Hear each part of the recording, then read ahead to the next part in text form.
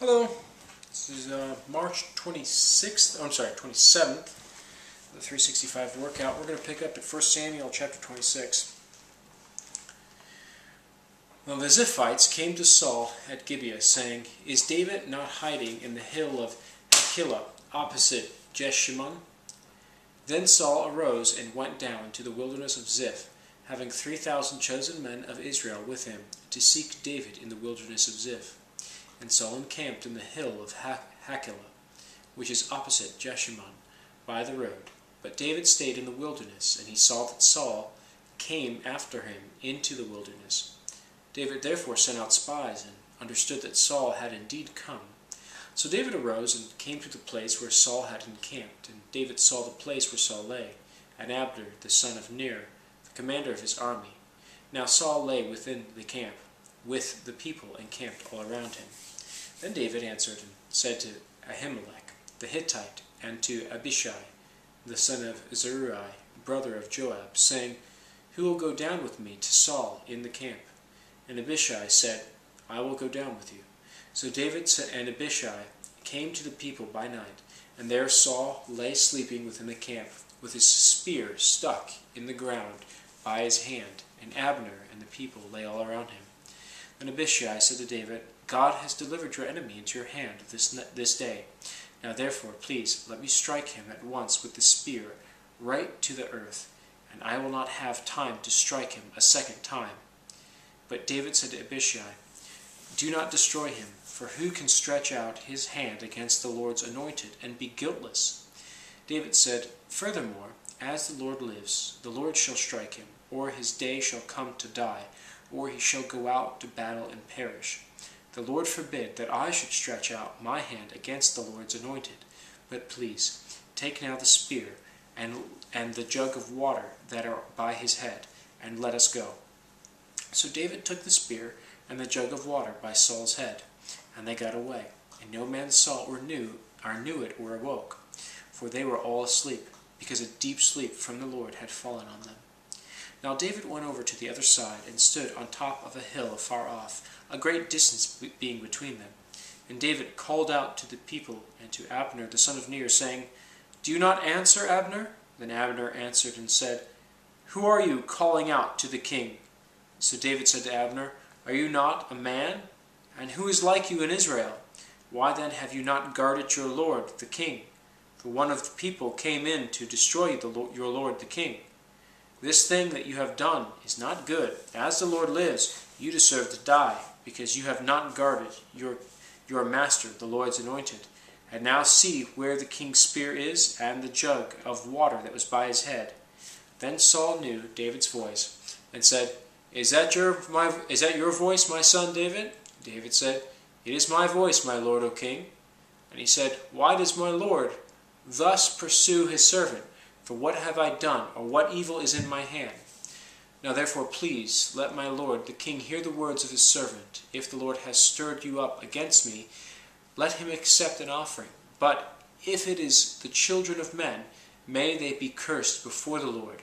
For they have driven me out this day from sharing in the inheritance of the Lord, saying, 'Go serve other gods.' So now, do not let my blood fall to the earth before the face of the Lord. For the Lord King of Israel has come out to seek a flea, as when one hunts a partridge in the mountains." Then Saul said, "I have sinned. Return, my son David, for I will harm you no more, because my life was precious in your eyes this day. Indeed, I have played the fool and erred exceedingly." And David answered and said, "Here is the king's spear. Let one of the young men come over and get it. May the Lord repay every man for his righteousness and his faithfulness, for the Lord delivered you into my hand today. But I would not stretch out my hand against the Lord's anointed. And indeed, as your life was valued much this day in my eyes, so let my life be valued much in the eyes of the Lord, and let him deliver me out of all tribulation." Then Saul said to David, "May you be blessed, my son David. You shall both do great things, and also still prevail." So David went on his way, and Saul returned to his place. Chapter 27.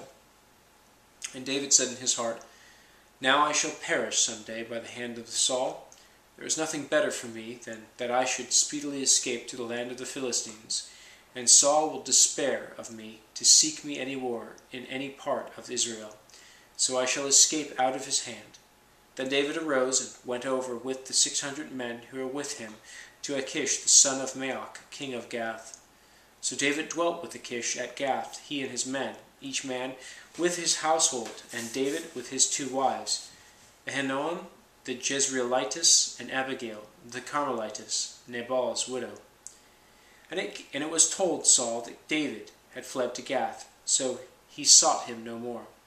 Then David said to Achish, If I have now found favor in your eyes, let them give me a place in some town in the country that I may dwell there. For why should your servant dwell in the royal city with you? So Achish gave him Ziklag that day. Therefore Ziklag has belonged to the kings of Judah to this day. Now the time that David dwelt in the country of the Philistines was 1 full year and 4 months. And David and his men went up and raided the Geshurites and the Girzites and the Amalekites. For those nations were the inhabitants of the land from of old, as you go to Shur, even as far as the land of Egypt. Whenever David attacked the land, he left neither man nor woman alive, but took away the sheep, the oxen, the donkeys, the camels, and the apparel, and returned, and came to Achish. Then Achish would say, Where have you made a raid today? And David would say, Against the southern area of Judah, or against the southern area of Jerahmeelites, or against the southern area of the Kenites. David would save neither man nor woman alive to bring news to Gath, saying, Lest they should inform on us, saying, Thus David did, and thus was his behavior all the time he dwelt in the country of the Philistines. So Achish believed David, saying, He has made his people Israel utterly abhor him. Therefore he will be my servant forever. Chapter 28. Now it happened in those days that the Philistines gathered their armies together for war, to fight with Israel. And Achish said to David, You assuredly know that you will go out with me to battle, you and your men. So David said to Achish, Surely you know that what your servant can do. And Achish said to David, Therefore I will make you one of my chief guardians forever. Now Samuel had died, and all Israel had lamented for him, and buried him in Ramah, in his own city. And Saul had put the mediums and the spiritists out of the land. And the Philistines gathered together and came and encamped at Shunem. So Saul gathered all Israel together, and they encamped at Gilboa. When Saul saw the army of the Philistines, he was afraid, and his heart trembled greatly. And when Saul inquired of the Lord did not answer him, either by dreams, or by the Urim, or by the prophets. Then Saul said to his servants, Find me a woman who is a medium, that I may go to her and inquire of her. And his servants said to him, In fact, there is a woman who is a medium at En-dor. So Saul disguised himself and put on other clothes, and he went, and 2 men with him. And they came to the woman by night. And he said, Please conduct a seance for me, and bring up for me the one I shall name to you.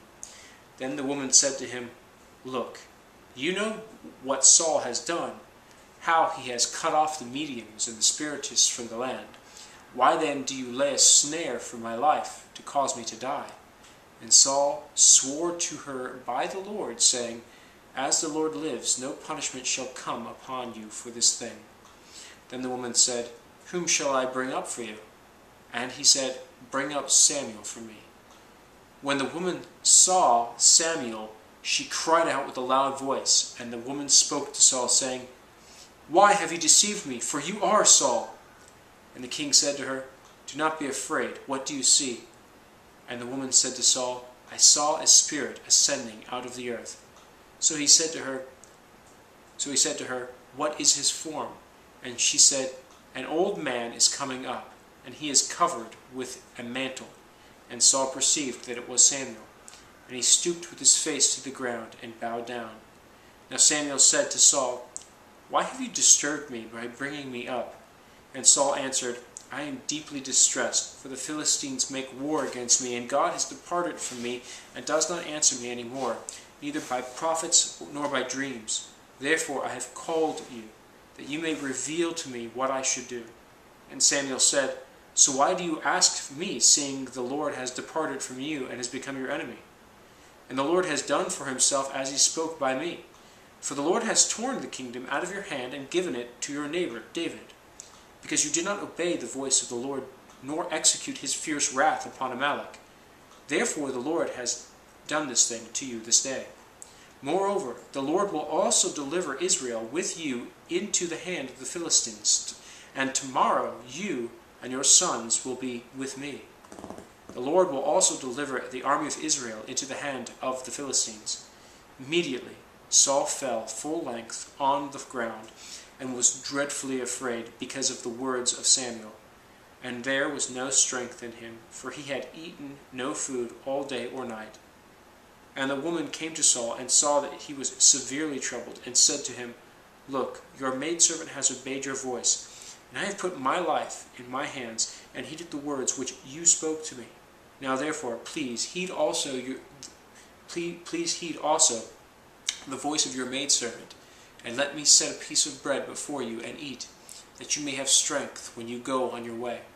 But he refused and said, I will not eat. So his servants together with the woman urged him, and he heeded their voice, and he arose from the ground and sat on the bed. Now the woman had a fatted calf in the house, and she hastened to kill it. And she took flour and kneaded it, and baked unleavened bread from it. So she brought it before Samuel and his servants, and they ate. Then they arose and went away that night. Chapter 29. Then the Philistines gathered together all their armies at Aphek, and the Israelites encamped by a fountain which is in Jezreel. And the lords of the Philistines passed in review by hundreds and by thousands, but David and his men passed in review at the rear with Achish. Then the princes of the Philistines said, What are these Hebrews doing here? And Achish said to the princes of the Philistines, Is this not David, the servant of Saul, king of Israel, who has been with me these days or these years? And to this day I have found no fault in him, since he defected to me. But the princes of the Philistines were angry with him. So the princes of the Philistines said to him, Make this fellow return, that he may go back to the place which you have appointed for him, and do not let him go down with us to battle, lest in the battle he become our adversary. For with what could he reconcile himself to his master, if not with the heads of these men? Is this not David, of whom they sang to one another in dances, saying, Saul has slain his thousands, and David his 10,000s? Then Achish called David and said to him, Surely as the Lord lives, you have been upright, and your going out and your coming in with me in the army is good in my sight. For to this day I have not found evil in you since the day of your coming to me. Nevertheless, the Lords do not favor you. Therefore return now, and go in peace, that you may not displease the lords of the Philistines. So David said to Achish, But what have I done? And to this day what have you found in your servant, as long as I have been with you, that I may not go and fight against the enemies of my lord the king? Then Achish answered and said to David, I know that you are as good in my sight as an angel of God. Nevertheless, the princes of the Philistines have said, He shall not go up to battle with us. He shall not go up with us to the battle. Now therefore, rise early in the morning with your master's servants, who have come to you, and as soon as you are up early in the morning and have light, depart. So David and his men rose early to depart in the morning, to return to the land of the Philistines, and the Philistines went to Jezreel. Now it happened, when David and his men came to Ziklag on the third day, that the Amalekites had invaded the south, and Ziklag attacked Ziklag and burned it with fire, and had taken captive the women and those who were there, from small to great. They did not kill anyone, but carried them away and went their way. So David and his men came to the city, and there it was, burned with fire. Their wives, their sons, and their daughters had been taken captive. And David and the people who were with him lifted up their voices and wept until they had no more power to weep. And David's 2 wives, Ahinoam the Jezreelitess and Abigail the widow of Nabal the Carmelite, had been taken captive. Now David was greatly distressed, for the people spoke of stoning him, because the soul of all the people was grieved, every man for his sons and his daughters. But David strengthened himself in the Lord his God. Then David said to Abiathar the priest, Ahimelech's son, "Please bring the ephod here to me." And Abiathar brought the ephod to David. So David inquired of the Lord, saying, "Shall I pursue this troop? Shall I overtake them?" And he answered him, "Pursue, for you shall surely overtake them, and without fail recover all." So David went, he and the 600 men who were with him, and came to the brook Besor, where those stayed who were left behind. But David pursued, he and 400 men, for 200 stayed behind, who were so weary they could not cross the brook of Besor. We're going to end there. We're ending at chapter 30, verse 10, and we'll pick up at verse 11 tomorrow. Until then.